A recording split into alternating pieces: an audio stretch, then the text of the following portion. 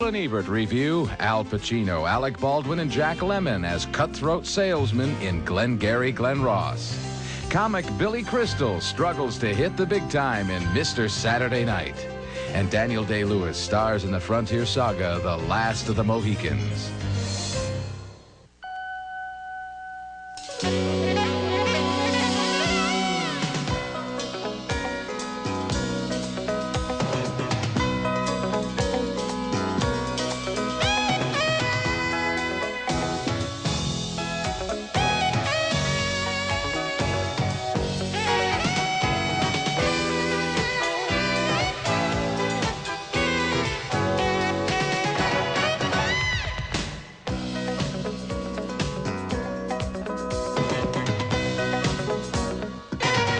Heading west to Kentucky. There is a war on. How is it you are heading west? Well, we kind of face to the north and real sudden-like turn left. A frontiersman is caught in a territorial war among the English, the French, and their Indian allies in The Last of the Mohicans. That's one of 5 new movies we'll be reviewing this week on Siskel and Ebert, along with the new films starring Billy Crystal and Jack Lemmon. I'm Roger Ebert of the Chicago Sun-Times. And I'm Gene Siskel of the Chicago Tribune. Our first film is The Last of the Mohicans, and this is a gorgeous film that evokes America's past, recognizes the violence and beauty of the Indian warrior, and is marred only by a conventional movie love story. The film is set in the 1750s in upstate New York as the French and the British employ various Indian tribes in their effort to dominate the American territories. The key players in the love story are Hawkeye, Daniel Day-Lewis, the Oscar winner for My Left Foot, as the English-speaking scout raised by Indians who helps the British and falls in love with Cora, Madeline Stowe, as the daughter of a British officer. On a trail, they're drawn to each other despite their differences that mark the British for Hawkeye as a breed apart. Breed apart? We make no sense? You're right, Mr. Poe. We do not understand what is happening here. Much better and truly magnificent is the character of Magua, played by Wes Studi. He's a Huron Indian war captain, and as he leads the British, he plots revenge for the way they have broken their word with the Indians and destroyed them.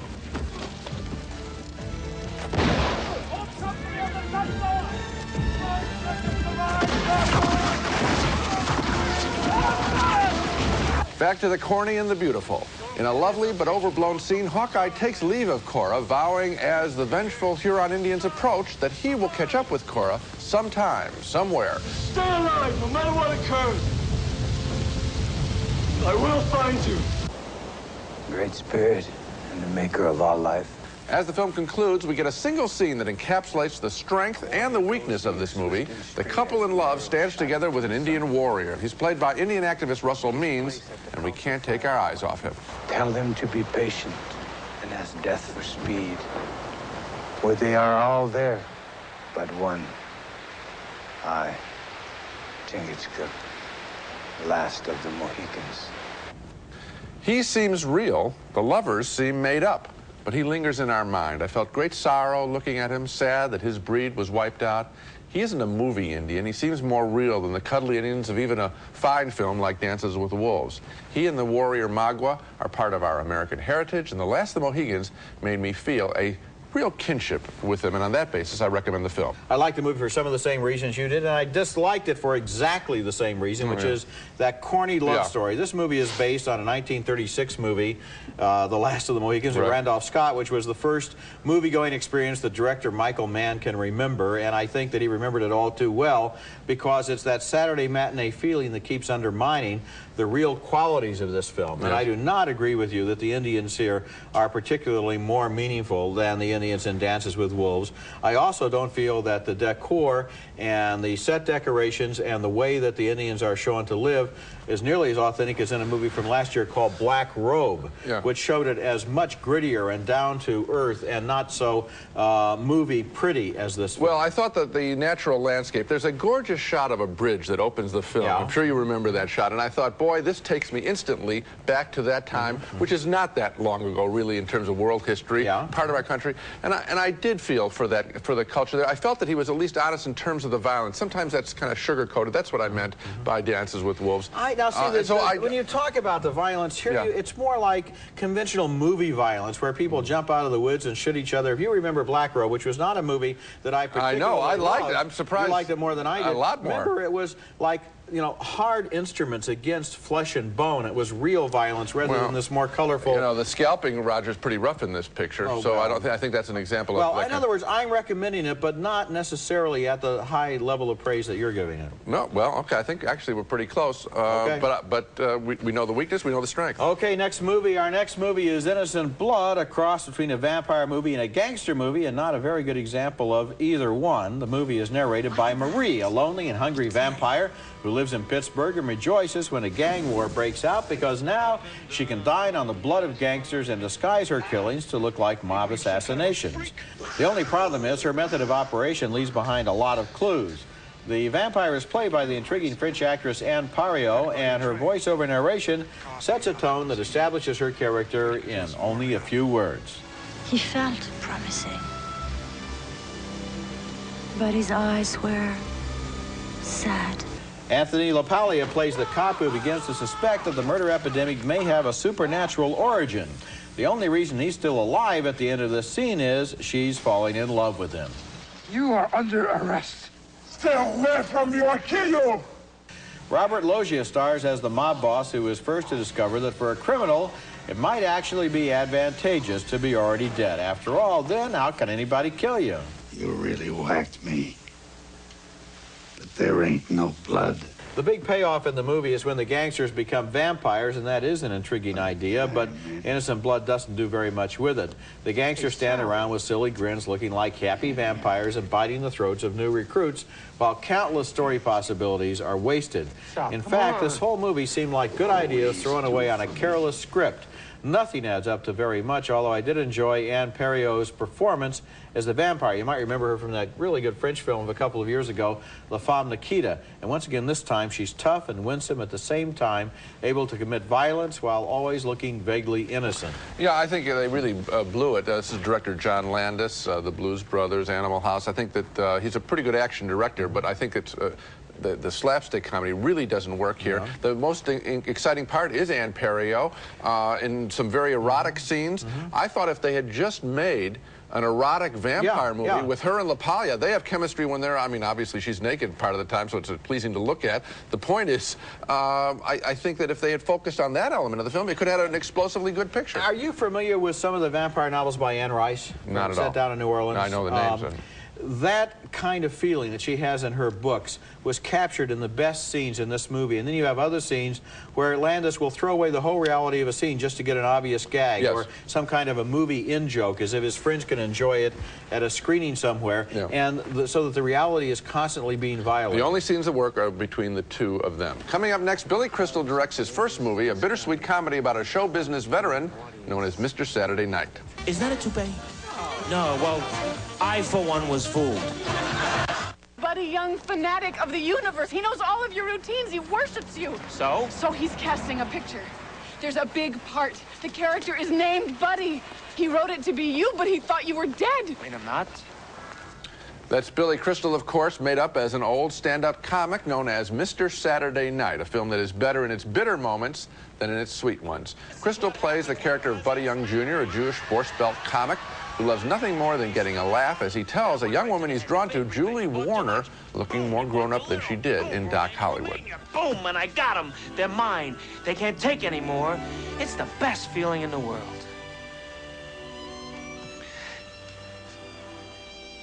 Until now. The movie follows 50 years in Buddy's self-destructive career. He's bitter because he's not a bigger success, and he's not a bigger success because he's bitter. If you say to me that I'm not funny, then I will also retire tonight right here. I'll eat a lychee nut and go to bed. Oh, God, I can't So tell me, am I funny or am I not funny? Will you stop it? Am I funny or not just funny? stop it already, Am I funny or not funny? Tell me, am You're not that funny. Suffering most of Buddy's tantrums is his older brother, Stan, the best character in the movie, played so very well by David Paymer. You may remember him as one of the Ice Cream Brothers in Crystal's last picture, City Slickers. I can't do this anymore. Do what? This. This, what I do, schlep work. Like you said, I drive the car, I watch the act. Stan, I didn't mean anything by that. You know, it's after the show, stuff is still flying out of my mouth. Well, face it, buddy, I'm the brother.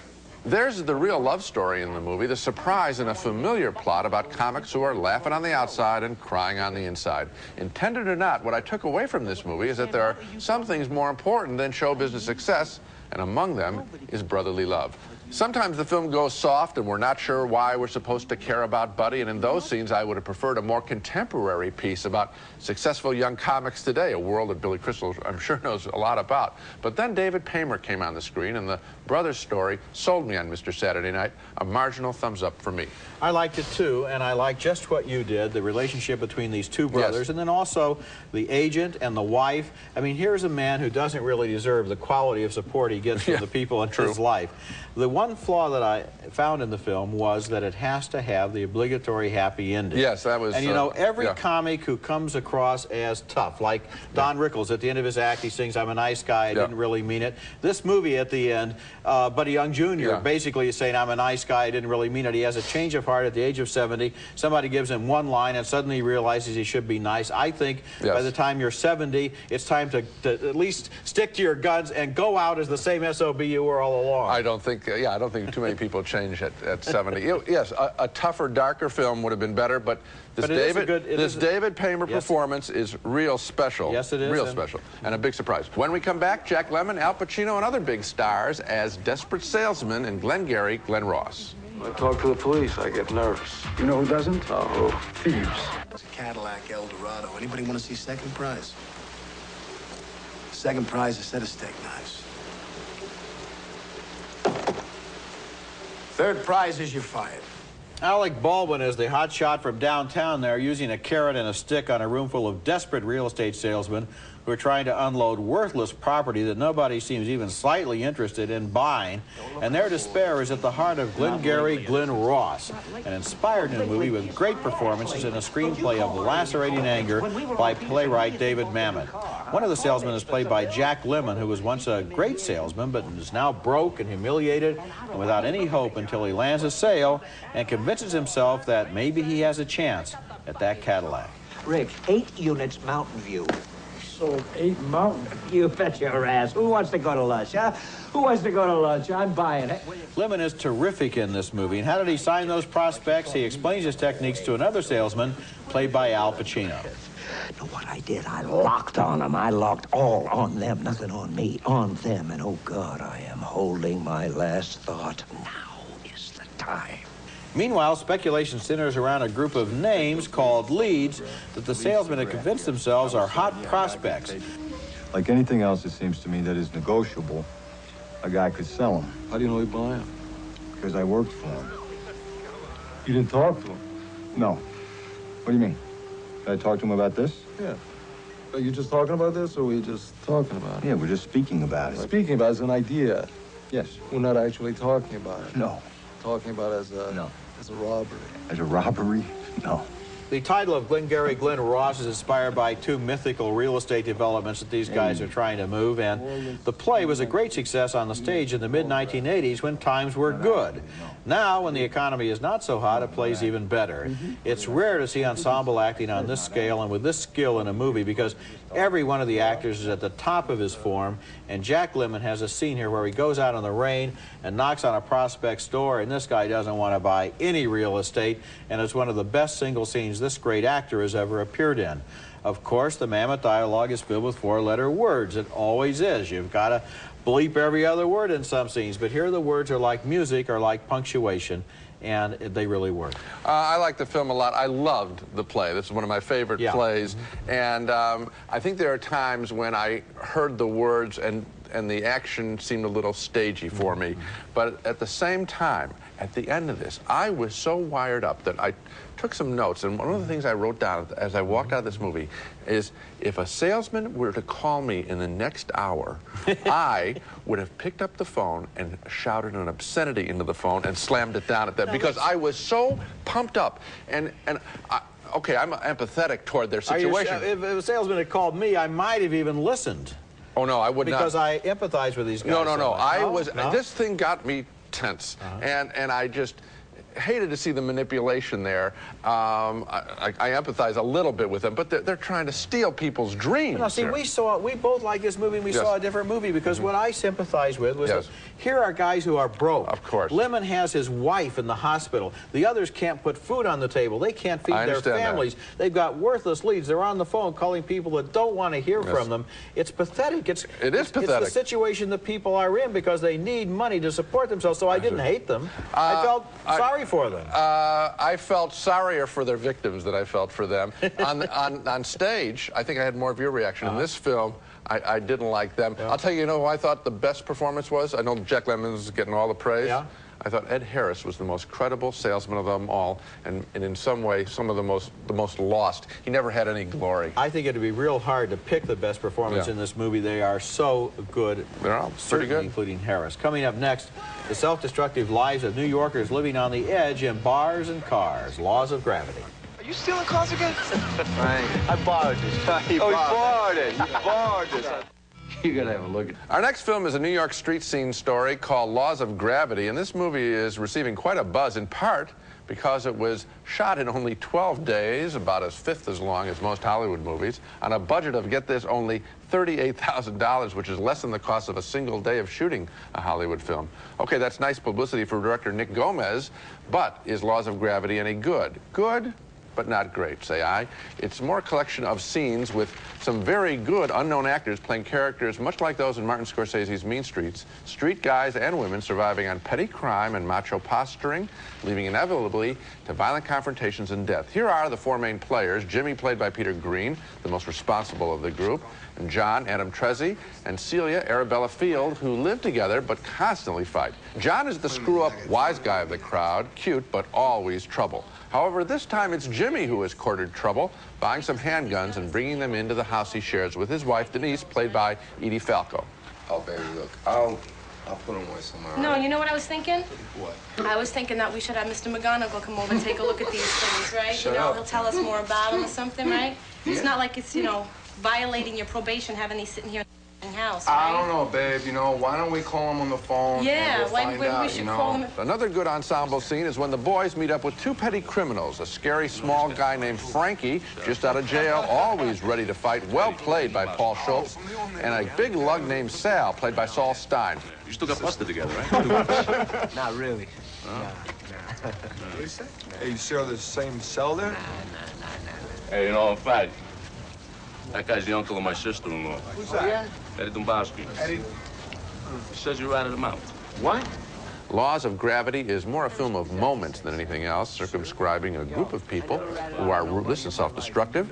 That we want to warn the women to get away from these men only recommends the movie more because we do care that much. I look forward to Nick Gomez's next film, which I trust will be less derivative from the films of Martin Scorsese. To the degree that he is derivative of Martin Scorsese, at least he's picked a good model. And I like the fact that this movie is a series of moments, as you say, and not an artificial plot that's trying to organize action that really doesn't follow from A to B. These people are too disorganized to really get a plot going. And what the movie played like for me was like you pick up the paper on Monday morning and you read about some guy who shot outside a tavern on a Saturday night, and this is the backstory. This is about how a certain kind of lifestyle can produce violence, even though nobody particularly wants violence. I think some of them, at some level, Roger, do want it. I think they do, because I think it solves the problem of what to do with the rest of their lives. I mean, they just don't think in big plans. I guess if you're dead, you don't have to plan ahead. Yeah, when we come back, our weekly video pick, another film in the distinctive style of David Mamet.